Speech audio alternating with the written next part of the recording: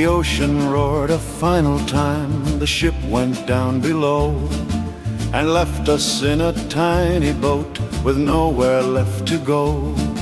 The six of us sat huddled there, the salt upon our skin, praying for a miracle before the night pulled in. The horizon held a flicker then, a shape against the gray, a massive tanker drifting slow a mile or two away. We rowed until our hands were raw, our voices thin and dry, until that wall of rusted steel stood up to meet the sky. A ladder hung along the side, we climbed it one by one, and stood upon the metal deck beneath the dying sun. But as we looked around the ship, a silence held the air. The engines didn't hum or thrum, no sign of life was there. The bridge was filled with maps and charts, a coffee cup was full, but not a single soul was found within the metal hull. We called into the corridors, we shouted down the halls, but only hollow echoes came from off the iron wall. Then as the moon began to rise, the shadows started shifting. It felt as though the ship itself was through a nightmare drifting. Young Miller screamed and pointed out across the oily deck. A pair of boots were walking there without a man or neck. They marched along with heavy thuds, a steady rhythmic beat. Yet where they stepped they left no mark of water or heat. The heavy doors began to slam, though not a breeze was blowing, as if a dozen invisible hands were coming and were going. We gathered in the galley then and locked the heavy door. But then we heard a scratching sound beneath the metal floor. The lights began to flicker fast, a sickly, ghostly green, and faces formed in rusted spots, the worst I've ever seen.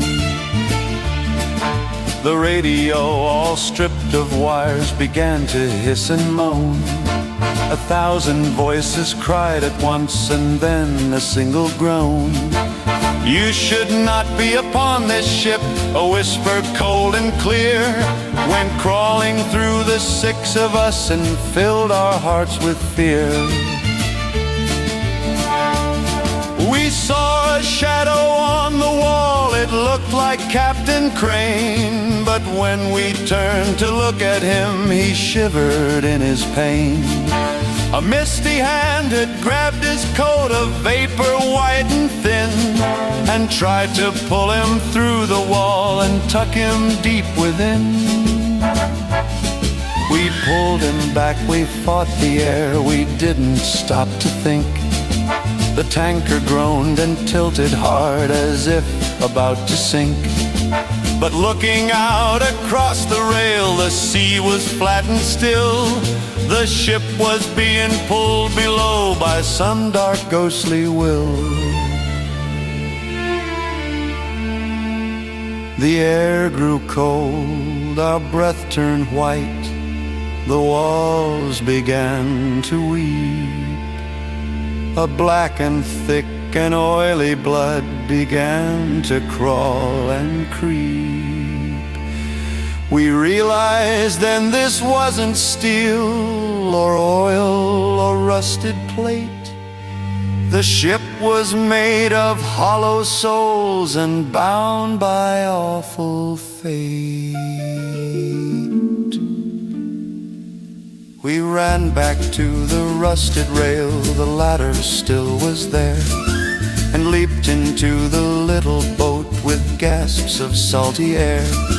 We rowed away with all our might, not looking once behind, leaving that cursed lonely ship for other fools to find. The tanker vanished in the mist without a splash or sound, while we were left in open sea where silence can be found. The six of us are safer now beneath the morning light, but none of us will ever sleep without a light at night. For in the dark we still can hear that heavy rhythmic beat, the sound of boots upon the deck and phantom walking feet.